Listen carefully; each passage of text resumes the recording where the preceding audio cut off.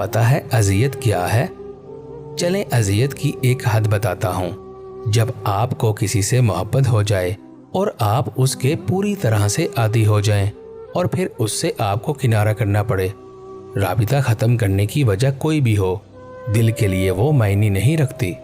दिल तो सिर्फ अपने मनपसंद शख्स को चाहता है, किसी भी सूरत उस शख्स के करीब रहना चाहता है जिससे आप मोहब्बत करते हैं, और वही शख्स आपसे दूर हो, उस शख्स को दिन रात अपने रब से गिड़गिड़ा कर दुआओं में मांगते हैं, और फिर भी वो शख्स आपसे दूर हो, उससे बड़ी कोई अजियत नहीं होती।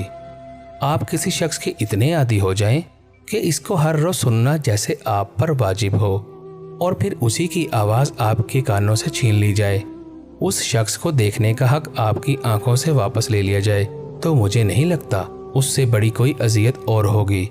और वो एक शख्स जिसकी खातिर हम हर एक से लाताल्लुकी कर बैठे हैं, और फिर उसी से आपका किनारा हो जाए।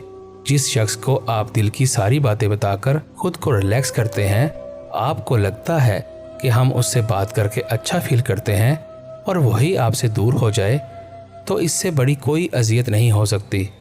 और सबसे ज़्यादा अजियत इस बात का डर कि वो किसी और का हो जाएगा आपकी आंखों के सामने, और आप कुछ भी नहीं कर सकते, क्योंकि आपका मनपसंद शख्स किसी और के हिसार में जाए तो आपको पल पल अजियत मिलती है।